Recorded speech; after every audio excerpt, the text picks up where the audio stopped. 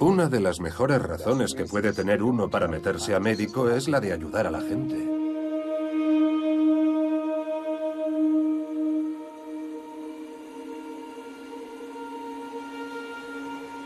Cuando alguien acude a tu consulta porque ve que su vida está coartada por el dolor, el hecho de poder aliviar ese dolor te da una satisfacción enorme.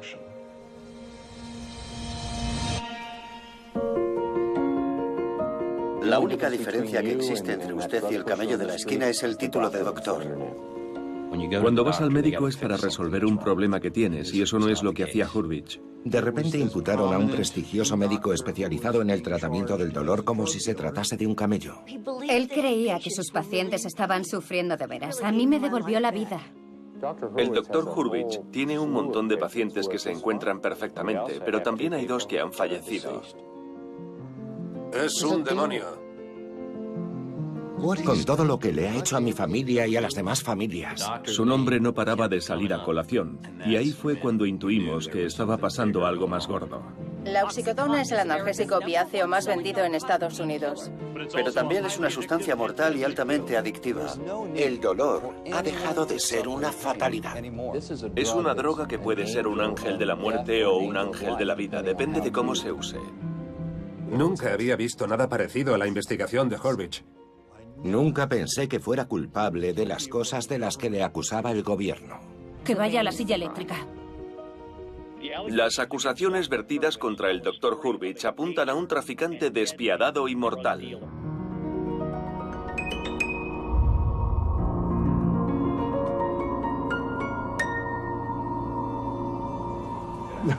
No lo sé.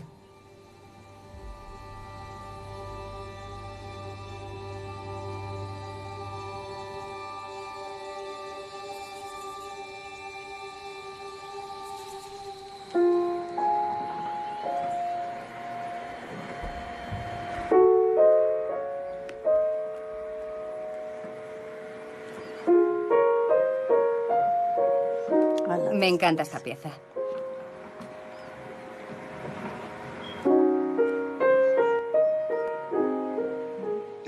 Me diagnosticaron un dolor neuropático. Lo tengo a la altura del ojo derecho y es más o menos del tamaño de la cabeza de un alfiler. Es la misma sensación que cuando se te congela el cerebro, cuando bebes algo demasiado frío y sientes que se te congela el cerebro. Es lo mismo que siento yo, solo que nunca se va. He tenido 3 hijos. Y siempre he dicho que prefiero dar a luz a un bebé antes que tener que sufrir este dolor todo el tiempo. La mayoría de nosotros hemos sentido alguna vez un dolor, o nos hemos golpeado un dedo del pie, o nos ha dolido una muela. Son dolores que tienden a desaparecer, bien porque el cuerpo se recupera solo de la herida que ha sufrido, bien porque le reparamos de alguna forma. Pero el dolor crónico es diferente. El dolor crónico es un dolor que dura por lo menos 3 meses o más, y que a menudo está relacionado con algún tipo de daño nervioso. Es la razón más frecuente por la que los pacientes van a ver a los médicos. Así que los médicos tenemos un poder real, el de aliviar su dolor o negarles ese alivio.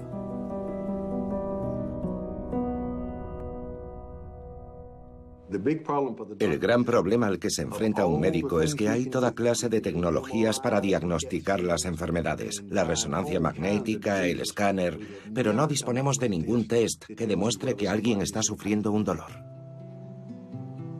Cuando llega el paciente, le das una escala para que evalúe su dolor. 0 quiere decir que no le duele nada y 10 que es el peor dolor imaginable. Yo siempre lo comparo con que te atropelle un camión. Te duele todo tanto que lo único que puedes hacer es ponerte a llorar. Ya me gustaría a mí que existiera algún tipo de escáner que lo corroborara. Cuando nos duele algo, se activan un montón de sinapsis que demuestran que a alguien le está doliendo algo. Mientras no exista esa tecnología, solo nos podremos fiar de lo que nos dice el propio paciente. Si no nos fiamos, no lo podemos tratar. Me imagino que tiene que ser muy duro cuando un paciente va a ver a un médico porque está aquejado de dolores crónicos y le preocupa que el médico lo vaya a rechazar o no lo vaya a creer.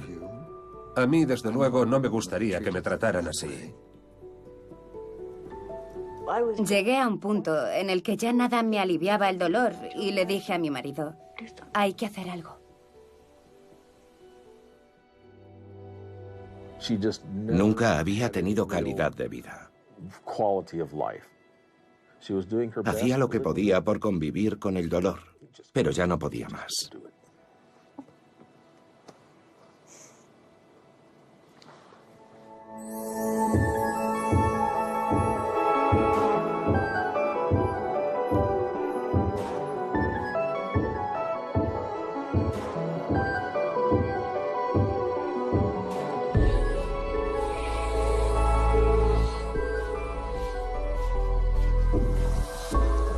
En su día esto era una amapola que crecía en Italia o en cualquier otro país cálido. El jugo deshidratado de esta planta produce el opio, que es una droga poderosísima. El opio contiene, entre otras cosas, morfina, que se emplea en medicina para aliviar el dolor severo. La morfina y otros derivados son los que conforman el grupo de sustancias conocidas como opiáceos. Los opiáceos son unos analgésicos sencillamente asombrosos. Tienen un efecto casi universal. Quien lo toma, salvo raras excepciones, siente un alivio del dolor. La compañía farmacéutica Bayer comercializó la heroína junto con la aspirina a principios del siglo XX. Pero enseguida apareció una subclase de gente que la había recibido inicialmente de su médico y se había acabado enganchando a ella, provocando una epidemia que duró todo el siglo pasado y que se conoció como narcomanía. Bajo la influencia de este fármaco actúa casi como un ser humano. Sin ella se convierte en un animal torturado y desesperado. Lo que se produjo entonces fue una especie de fobia hacia los opiáceos que hizo que se volviese ilegal recetar opiáceos salvo en determinadas condiciones muy extremas.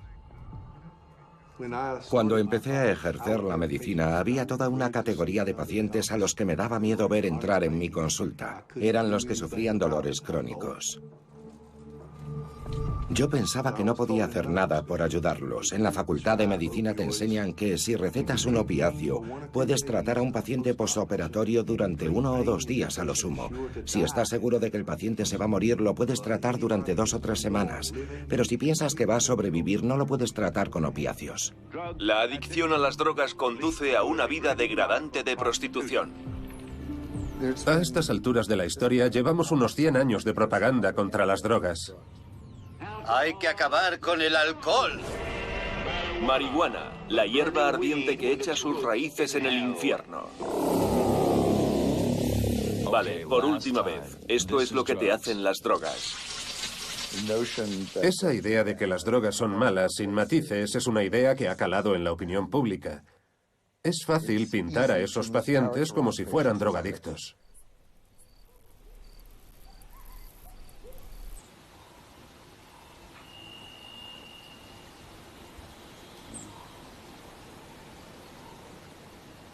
Es como una montaña rusa. Nunca sabes cómo te vas a encontrar de un día para otro. Sufrí una fusión lumbar posterior y anterior a raíz de una caída de un tejado. Los médicos que me trataron no detectaron 2 fracturas por compresión y no me estaban medicando debidamente. Me pasaba los días llorando. Alguna vez me llegué a sentar en el borde de la cama con una pistola en la boca, dispuesto a volarme la tapa de los sesos, pero no fui capaz. Así que sí, había tocado fondo, pero de verdad.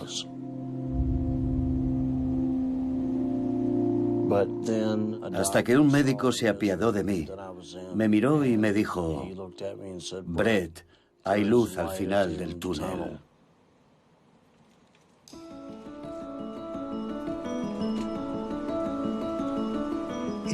A comienzos de los 80 empezamos a descubrir que muchas de las cosas que nos habían enseñado no eran verdad. El artículo de Portnoy salió a mediados de los 80 y decía: hemos seguido a 38 pacientes con dolores crónicos y les ha ido mucho mejor después de recetarles opiáceos. ¿A qué es genial? Ahora podíamos usar fármacos que pensábamos que no se podían usar. Descubrimos que la gente no se vuelve adicta porque le recetes un medicamento durante un periodo prolongado.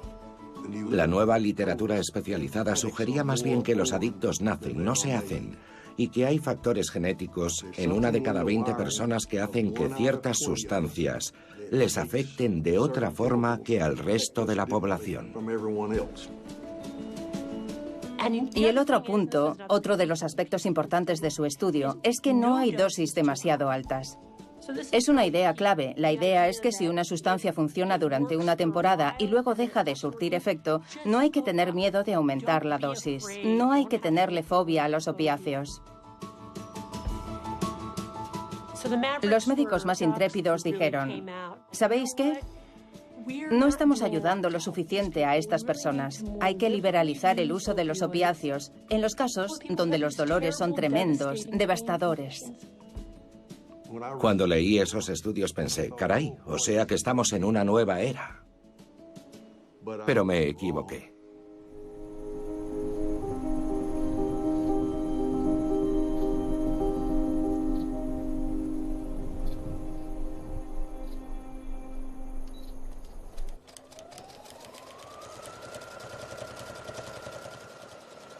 Me llamo Laura Cooper.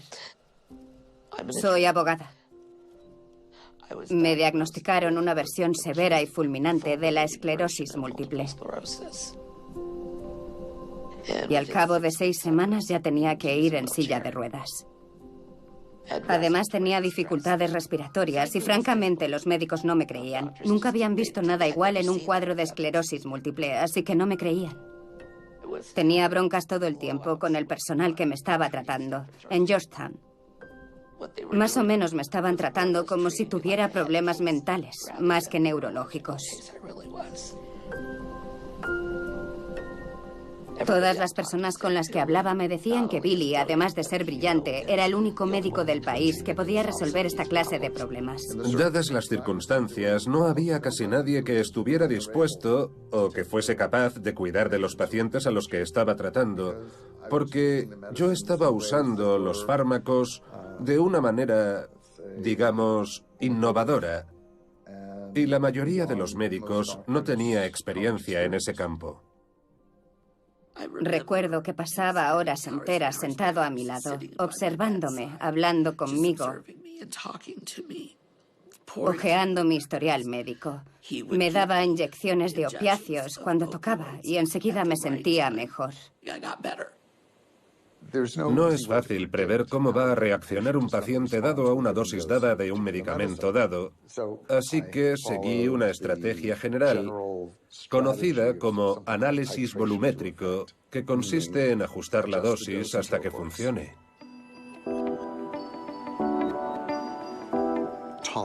La idea es que la tolerancia sigue una progresión geométrica, es decir, que si una dosis dada no funciona, hay que doblar la dosis y ver si así se consigue un efecto significativo. Si la dosis sigue sin funcionar o el paciente ha desarrollado una tolerancia, hay que volver a doblarla. Seguir esa lógica de progresión geométrica en las dosis va en contra de la prudencia convencional de la práctica médica.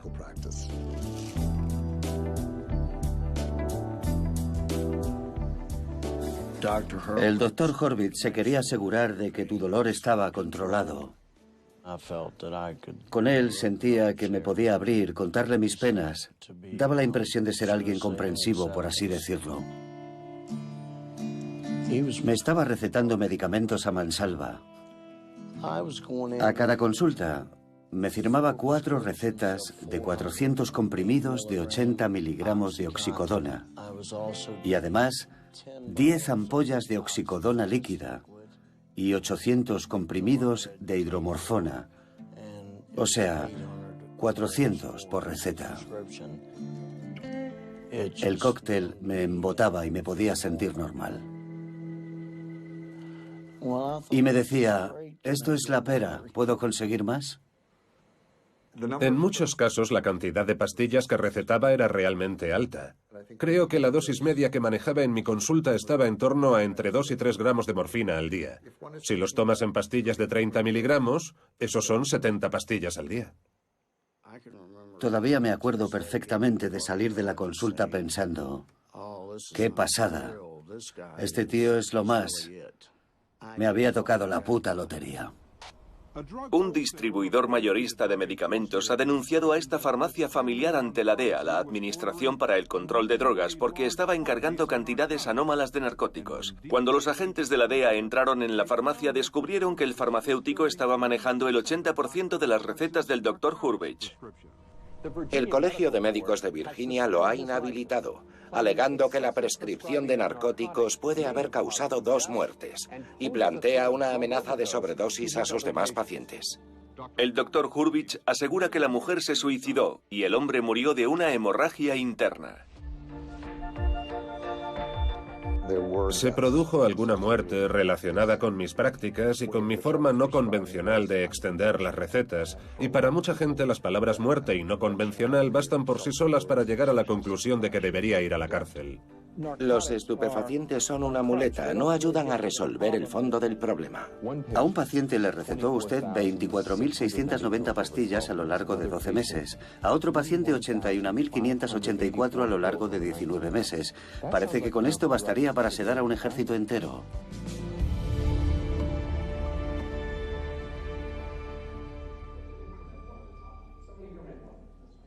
Era consciente de que se trataba de una cuestión polémica. Para los que éramos sus pacientes, no era una cuestión de titulaciones. Era una cuestión de vida o muerte, porque Billy no era reemplazable. Hubo 6 o 7 suicidios de pacientes míos que tenían dolores crónicos.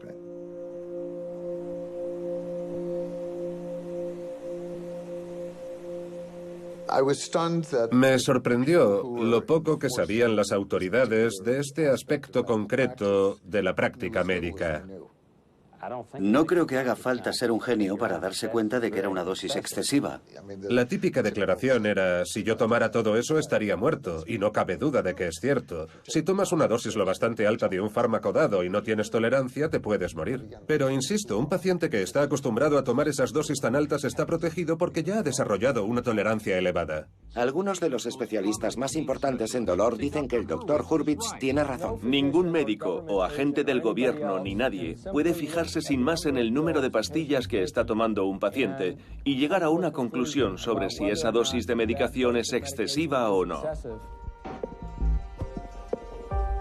No cabe duda de que la terapia con opiáceos entraña ciertos riesgos, pero para alguien que padece una dolencia crónica, esos fármacos son menos peligrosos que la posibilidad de verse incapacitado por unos dolores crónicos.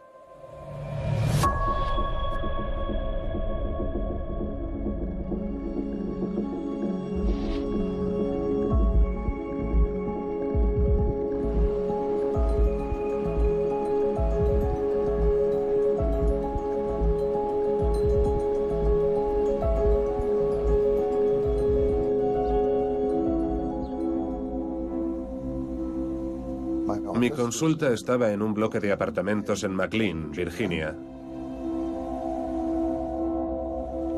Cuando retomé la consulta me tuve que someter a un memorándum de entendimiento con la Administración para el Control de Drogas que describía muchos de los riesgos asociados con el tratamiento.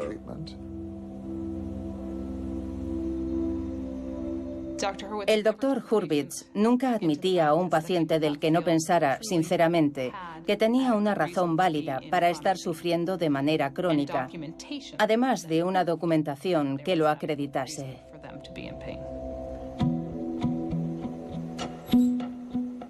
La DEA me exigió que les confiase los nombres y la dirección de todos mis pacientes, así como las medicaciones que les estaba recetando.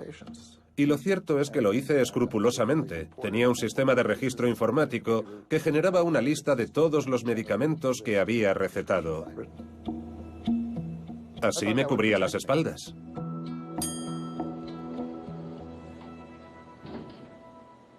Mi marido dio con el nombre del Dr. Hurwitz en Internet. Hurwitz advirtió a mi marido. Me dijo: de momento me he quitado de encima al Colegio de Médicos de Virginia, pero es cuestión de tiempo hasta que den con la forma de revocar mi título. Yo le dije: lo entiendo, me da lo mismo.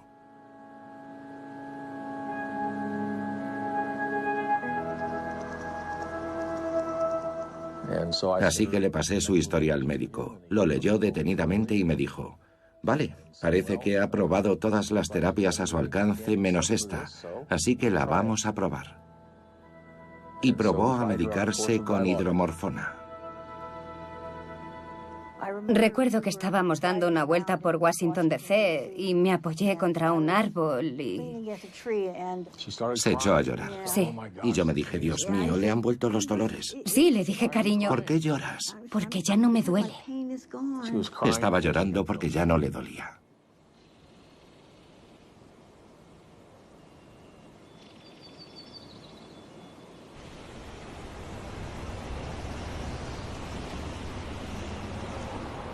Entré en el cuerpo de policía con 21 años.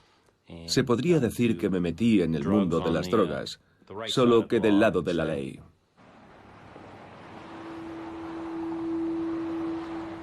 En septiembre de 2000 me acerqué a un coche. Me fijé en que los dos pasajeros estaban esnifando un polvo blanco del salpicadero. En base a mi formación y a mi experiencia supuse que era cocaína. Me enteré de que eran padre e hijo. Padre e hijo esnifando juntos la misma sustancia. Hicimos un test en el momento y no dio positivo en cocaína. Mi primer reflejo había sido pensar que era cocaína, porque era a lo que estábamos acostumbrados. No tenía ni idea de lo que podía ser. Entonces me puse a hablar un rato con el más joven de los dos, con el hijo. Me contó que habían perdido su casa, que lo habían perdido todo porque se habían enganchado a la oxicodona, se habían enganchado a los analgésicos. Aquello me intrigó. Era diferente, pero el hecho de que la familia entera estuviera en el ajo me dio que pensar. Había algo raro en todo aquello. Antes de ese incidente no había oído hablar nunca de la oxicodona. Esta noche hablaremos de una guerra que se está librando contra las drogas. Es una guerra que se extiende más allá de los límites de los condados. Tampoco discrimina ni por raza ni por clase. Es la epidemia de oxicodona en Virginia. Esta mañana todo Estados Unidos tiene la mirada puesta en una epidemia que está asolando la Virginia rural. El abuso de lo que se supone es un analgésico sintético estrictamente controlado. Según las autoridades, los drogadictos muelen las pastillas y esnifan el polvo o se lo inyectan para obtener un efecto similar al de la heroína. Habían acuñado la expresión la heroína de los paletos. En enero de ese año, creo que asaltaron 4 farmacias en un mes. No se llevaban el dinero, solo se llevaban las pastillas. Parecía que la gente se hubiera vuelto loca, que estuviera dispuesta a lo que fuese con tal de conseguir su dosis de oxicodona. Si crees que hay algo que te va a aliviar el dolor y te va a hacer sentir mejor, ¿qué no estarías dispuesto a hacer? Tienes el mono, no hay nada más horrible que una adicción. No toleraba que nada se interpusiese entre las pastillas y yo. Me daba igual todo lo demás. Me acuerdo literalmente de ir a los sitios a conseguir oxicodona como fuese, tapándome con una manta porque no paraba de temblar. Yo estaba acostumbrado a detener a delincuentes que hacían cosas malas. Y ahora de repente me las tenía que ver con familias enteras, con personas que un año atrás habían sido ciudadanos modélicos. Había sido gente decente y lo seguía siendo, pero ahora todo en su vida giraba alrededor de las pastillas.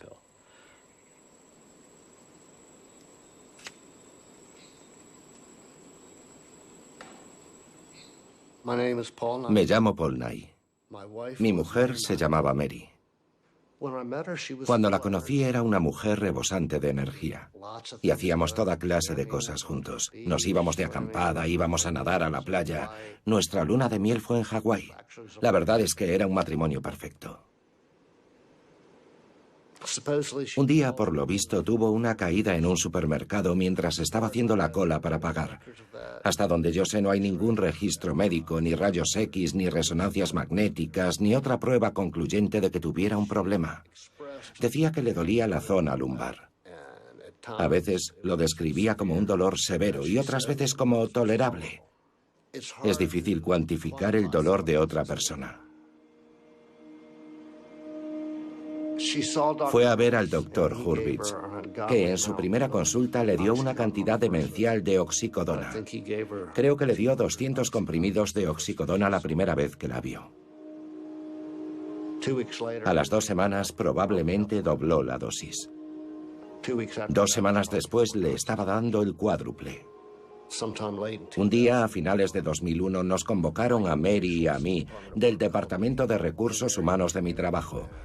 Y lo que pasó fue que los de nuestro seguro médico estaban escandalizados con el precio y con la cantidad de las dosis que le estaba recetando Hurwitz a mi mujer.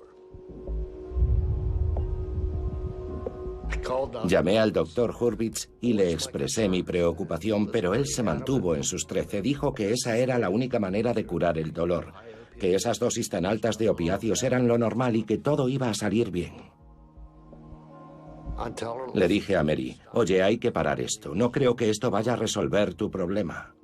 Tenemos que investigar otras alternativas, cirugías, cualquier otra cosa que pueda ayudarte a salir de esta situación. Pero no me hizo caso. La única ayuda que aceptaba era la del doctor Hurwitz. Empezó a empeñar cosas de la casa, vació nuestra cuenta de ahorros. Una persona que necesita una droga hará lo que sea con tal de conseguir el dinero. Si hace falta, están dispuestos a robar a su madre, a su marido, a sus hijos. Es una situación muy triste.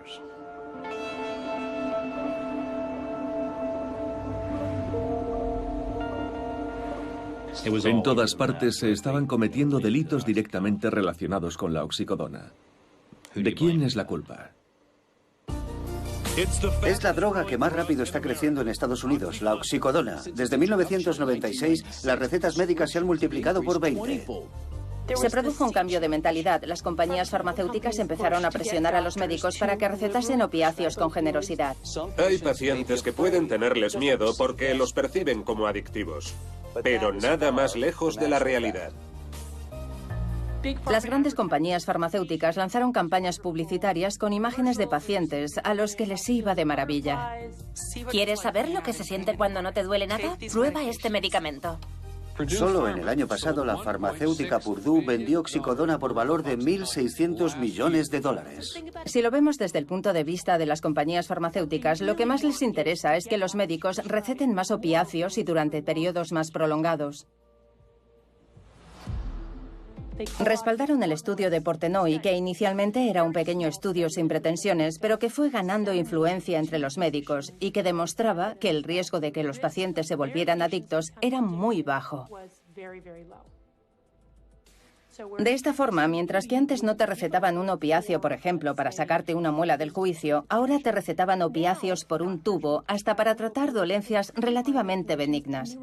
Y eso se convirtió un poco en la nueva práctica estándar. Era la forma por defecto de tratar el dolor. Fue una catástrofe porque básicamente a lo que se contribuyó fue a inundar el mercado de opiáceos de todo tipo. Todo el mundo pasó a tener opiáceos en su botiquín de casa. Se volvieron muy fáciles de conseguir. No hacía falta ya acudir a un traficante o ir a un barrio que te daba mala espina. Fue esa accesibilidad la que desencadenó la epidemia. Las farmacéuticas están haciendo caja y las farmacias y los médicos están haciendo caja gracias a la disponibilidad de estos fármacos.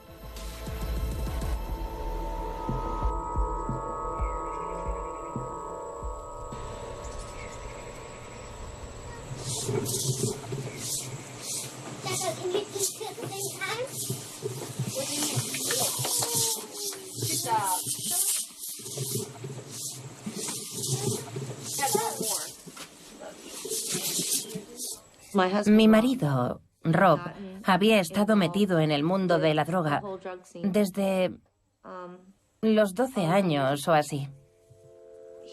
Tenía una personalidad adictiva. A los 20 y tantos años era drogadicto. Trapicheaba. Era un tipo malo. Un tipo malo. En esa época yo no lo habría tocado ni con un palo. Pero cuando lo conocí, había sentado la cabeza. Había dejado de hacer todas las cosas malas que me contó que había hecho. Ahora solo vivía para su hijo. Acababa de obtener su custodia. Y yo me desvivía por mis hijas. Ninguno de los dos iba buscando pareja, pero por la razón que fuese, la cosa encajó. Yo era la típica chica discreta y recatada, y él era el chico malo. Así que fue uno de esos casos donde los polos opuestos se atraen. Nos iba de maravilla. Hasta que un día se lastimó la espalda. Fue un accidente laboral. Empezó a acudir a la consulta de Hurwitz y este le recetó oxicodona, hidromorfona, opiáceos líquidos en comprimidos, vamos, de todo. Rob se dejó un dineral para pagar todos los medicamentos que él recetó.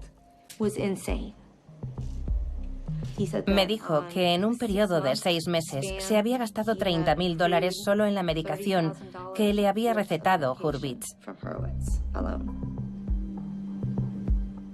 Así que empezó a venderlos. Era uno de los mayores traficantes de oxicodona de la costa este. Con Hurwitz tenía barra libre. La mayoría de los médicos le habría dicho, ya está bien, basta, no pienso seguir tratándote.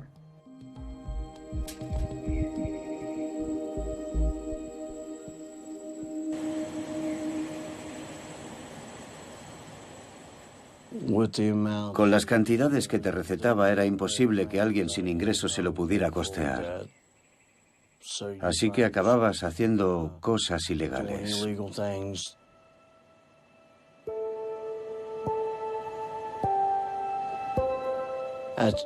En aquel entonces, 300 comprimidos de oxicodona costaban en torno a $2.000. Una vez que se corrió la voz, la gente empezó a venir a verme.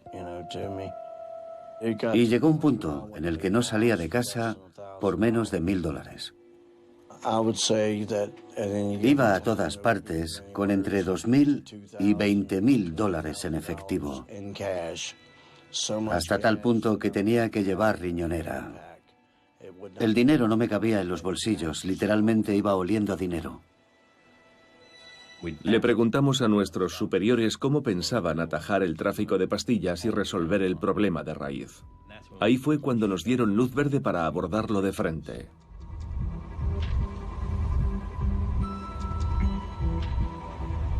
Fue una investigación muy transversal. Obteníamos información de los cuerpos de policía locales que nos indicaban quiénes eran los principales camellos. Les tendíamos emboscadas, haciéndonos pasar por compradores, y les sonsacábamos los nombres de sus fuentes de aprovisionamiento. Tenían recetas y aseguraban que eran suyas, que se las había extendido un médico.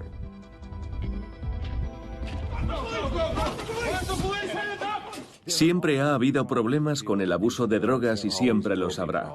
A los periodistas y a las autoridades les gusta centrarse en una droga que ven como la amenaza principal. Siempre se obsesionan con una droga y ahora eran los analgésicos, la oxicodona o los opiáceos los que se habían convertido en la gran plaga americana. La DEA y los fiscales se vieron presionados y empezaron a investigar a los médicos que recetaban analgésicos.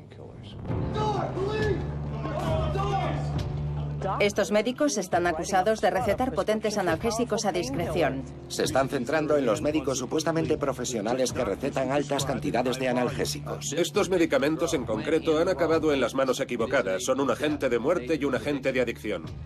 Todo el mundo quiere cabezas de turco, gente a la que culpar de los problemas, al camello, al médico o a quien sea.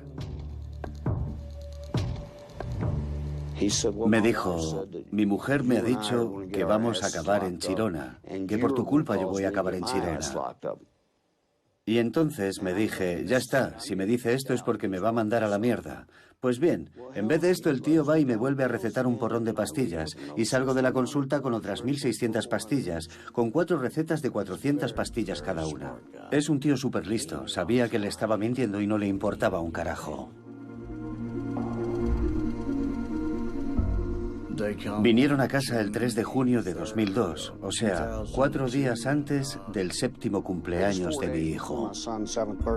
Y mi hijo estaba ahí, llorando a lágrima viva y gritando, no os llevéis a mi papá, no os llevéis a mi papá. Y...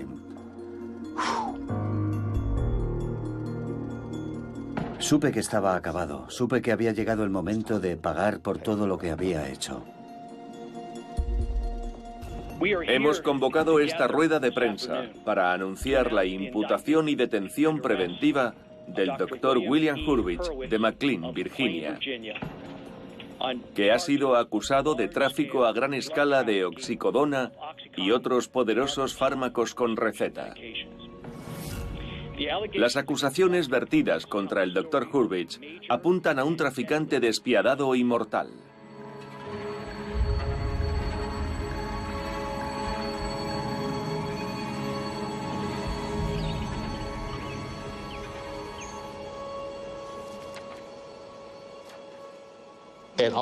En agosto de 2002, el Dr. Hurwitz le recetó a Mary 200 comprimidos de oxicodona, varios cientos de comprimidos de metadona y 30 de diazepam. Así que estoy seguro de que tenía para ir tirando durante un mes. Luego, cuando se te acaba el alijo, te entra el síndrome de abstinencia. Mary murió el 4 de octubre de 2002. Tenía una pancreatitis aguda crónica. Por lo que tengo entendido, es una enfermedad muy dolorosa. Los dolores del síndrome de abstinencia debieron de enmascarar esos dolores agudos, que al final fueron los que acabaron con ella. De no haber estado pasando por el mono en ese momento, estoy seguro de que se habría dado cuenta de que algo iba mal. Y habría ido al médico para que le trataran esos dolores agudos. ¿Entonces crees que el Dr. Hurwitz es responsable de su muerte? Sí, sin ninguna duda. Mary se volvió adicta por su culpa. Naturalmente, de no ser por los adictos, alguien como Hurwitz no tendría nada que hacer. Hay una responsabilidad por ambas partes. Pero fue Hurwitz quien le enseñó el método, la manera de conseguir las drogas.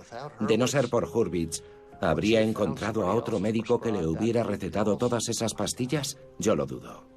Así que sí, creo que la culpa es de Hurwitz al 100%.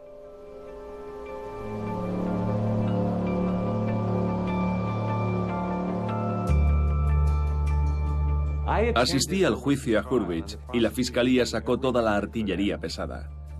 La directora de la DEA, Karen Tandy, tuvo ese gesto ridículo de esgrimir una bolsa con 1.600 pastillas, declarando que la DEA había salvado a América de ese horrible magnate de las drogas que era el Dr. Hurwitz. Su razonamiento es el siguiente: como esos pacientes son malos, la culpa es mía porque soy su proveedor. Soy como el cártel de Medellín, el rey de los camellos. Creo que pecaron de exceso de celo en su acusación. Sin duda estaban convencidos de tener razón, pero yo creo que se equivocaban.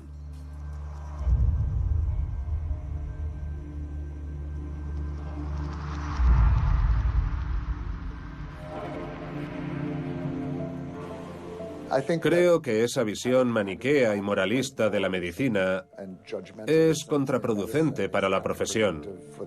Yo diría que, como médico, me corresponde a mí, en conciencia, tomar ciertas decisiones.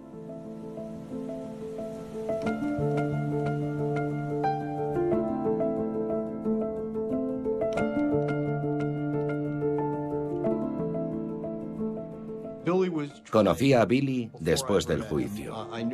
Yo solo conocía el caso como lector del Washington Post.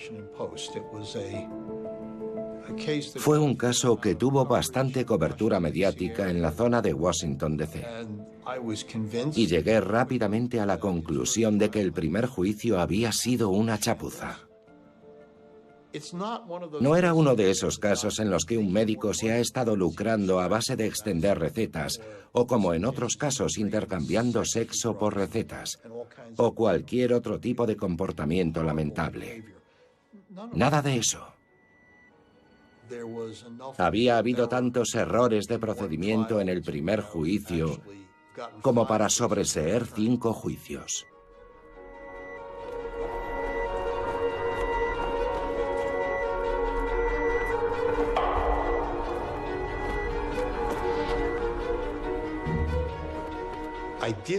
Es cierto que pensaba que era un caso difícil, que había pruebas incriminatorias y que a un jurado popular no le iba a costar nada condenarlo. Vamos, que era imposible ver todas las pruebas y no pensar que era un hombre con sus zonas de sombra. Lo más escandaloso del caso es que todos los pacientes que engañaron deliberadamente a Hurwitz y obtuvieron esas pastillas para venderlas ilegalmente a sabiendas de que estaban cometiendo un crimen pasaron menos tiempo en la cárcel que él.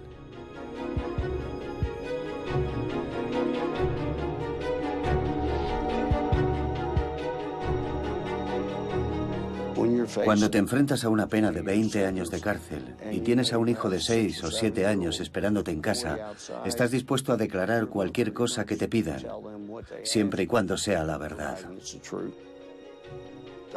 Les dije que Hurwitz ignoraba las marcas de pinchazos en los brazos de la gente. Les conté que me restregaba abono en los brazos para disimular las marcas como si fuera maquillaje. Les conté que me había dicho que su mujer le había dicho que nos iban a enchironar. A pesar de todo, me sabía mal imaginarme al Dr. Hurwitz pasando el resto de su vida en la cárcel a su edad, pero para entonces ya no dependía de mí, la cosa se me había ido de las manos. El principal argumento de nuestra defensa era que Billy era médico, que no era un traficante, y que les íbamos a mostrar concretamente cómo funcionaba la práctica de su profesión. Para ello, hicimos testificar a otros de sus pacientes a los que había ayudado, a los que les había salvado la vida. Me acuerdo de que el abogado de la DEA me preguntó si yo conducía bajo los efectos de esa medicación. Y yo le dije que sí, claro. Porque me quitaba el dolor. Ni siquiera me colocaba con mi medicación. La tomaba para aliviar el dolor y poder hacer vida normal. Me di cuenta de que algunos de los miembros del jurado estaban llorando. Y algún que otro espectador también estaba llorando por mi testimonio. Yo diría que de entre todos los pacientes de Billy, cerca de un 10% entraba en la categoría de lo que el gobierno calificaría de traficantes de drogas, de consumidores de drogas o de drogadictos. Y pudimos demostrar que en todos los casos, Billy era el mismo médico, que estaba usando la misma metodología, el mismo enfoque con todos sus pacientes. Puede que a las 10 de la mañana tuviera en su consulta a un buen paciente y a mediodía tuviera a uno de los que el gobierno considera malos. Vamos, los camellos. Pero lo cierto es que el Dr. Hurwitz estaba tratando a todos sus pacientes de la misma forma, minuto tras minuto. Puede que el Dr. Hurwitz fuese crédulo o que en algunos casos fuese un chapucero, pero es injusto exigirle a un médico que averigüe cuáles de sus pacientes le están mintiendo. Ese es el papel de la DEA, y de hecho le había dado a la DEA una lista de todas las personas a las que había recetado medicamentos. ¿Qué más puede hacer un médico? Les dijo, estos son mis pacientes, si alguno de ellos está revendiendo los fármacos, díganmelo y dejaré de atenderlo. En vez de eso, la DEA recopiló sus nombres y lo llevó a juicio a él. Si quieres criminalizar a un médico, acusarlo de ser un camello, no basta con demostrar que se mueve fuera de las convenciones, fuera de lo que haría la mayoría de los médicos. Tiene que haber una distinción clara entre lo que es la mala praxis médica, por un lado, y una práctica criminal de la medicina, por otro. Este caso puso a prueba ese límite más que ningún otro que yo recuerde.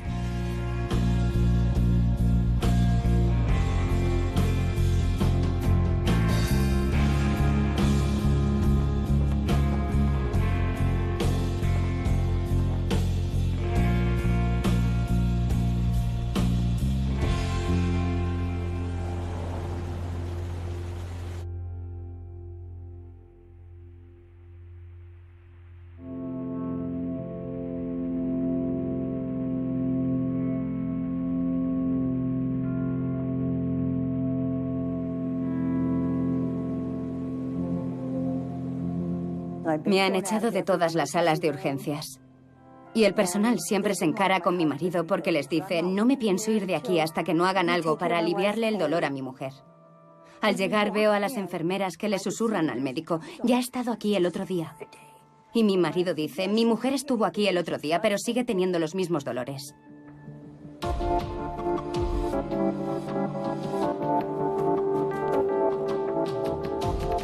El uso de medicamentos con receta es el mayor problema de drogadicción en nuestro país. Las muertes relacionadas con las recetas de opiáceos se han multiplicado por 4 desde 1999. Muchos de los que han empezado abusando de los opiáceos han terminado recurriendo a la heroína. Hay un aumento en el abuso de estas sustancias por parte de las mujeres, los blancos y los grupos socioeconómicos más altos. Alumnos de instituto, atletas universitarios, profesores y profesionales. La verdadera raíz del problema son los opiáceos con receta. Han cerrado clínicas enteras, encarcelado a todo el personal. La acusación aduce que la médica ha sido tan irresponsable a la hora de recetar estos fármacos que es culpable de asesinato en segundo grado. El propio doctor Portenoy admite ahora que subestimó gravemente el riesgo de generar una adicción. Ahora sabemos que las probabilidades de que un paciente medio sin historial adictivo acabe desarrollando una adicción son del 30% o incluso del 50% según ciertos estudios. Así que ha habido un cambio de mentalidad y ahora a los médicos les da pánico recetar opiáceos. Un médico especializado en el tratamiento del dolor acuñó la expresión de refugiados de los opiáceos. Es la gente a la que recetaban toneladas de opiáceos en los 80 y en los 90. Antes me dijeron que era el tratamiento adecuado y ahora ya no. Que alguien me ayude a entenderlo. Ahora que el doctor Hurwitz volvía a tener su consulta, estábamos encantados de llamar a su puerta. Sí. Porque es el mejor. Era el mejor de todos. Sigue siendo una cuestión muy problemática y muy compleja. En primer lugar, aún hay por ahí muchos médicos que están recetando altas dosis de opiáceos y que probablemente no deberían hacerlo. Al mismo tiempo, hay otros médicos que dicen, en la vida voy a recetar un opiáceo. Es una especie de reacción desesperada a una cuestión que aún no hemos sido capaces de resolver. Como médicos, ¿cómo podemos ser compasivos y tratar de ayudar a aliviar el dolor de estos individuos y a la vez evitar crearles una adicción? Ya está, listo. Como nuevo. ¿Me acercas las gafas de protección que están ahí?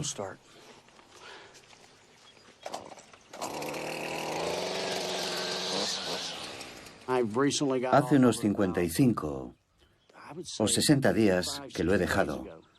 Y la verdad es que se nota mucho la diferencia. Tengo mucha más energía y en general soy mucho más estable mentalmente que antes. Aún tengo dolores, pero no pasa nada. Cuando te acostumbras puedes llegar a convivir con el dolor.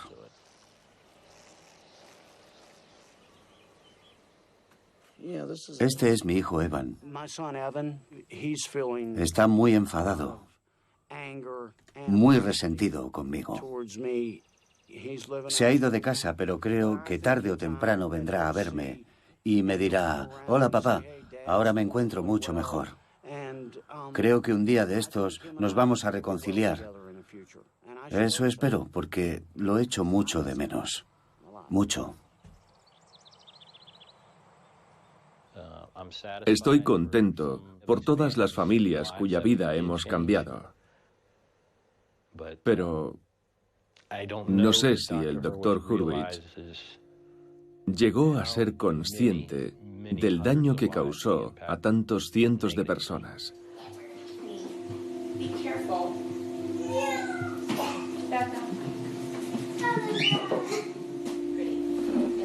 Hay una guitarra, porque a mi padre le encantaba tocar la guitarra.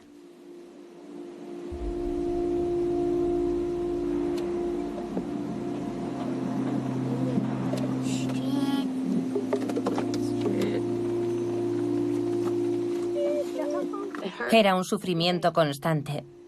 Ver por lo que estaban pasando mis hijas sin su padre. Oírlas decir, no te preocupes, mamá, ahora eres a la vez nuestra mamá y nuestro papá. Pero claro que me preocupo.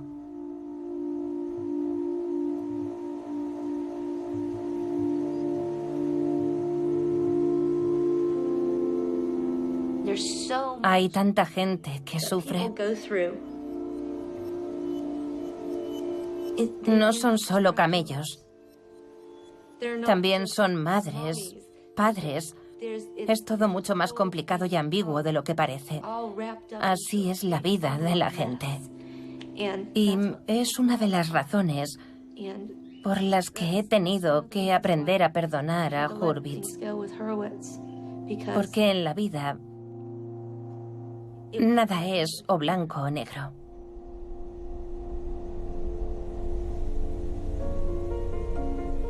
No cabe duda de que he cometido errores en el desempeño de mi profesión.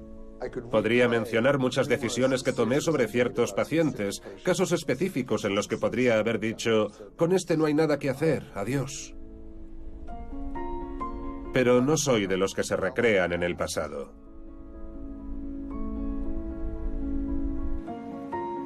A pesar del estigma que conlleva el haber sido juzgado y condenado, y el haber pasado por la cárcel, sigo pensando que he llevado una vida moral y creo que he contribuido al bien en el mundo y creo que no tengo nada más que decir.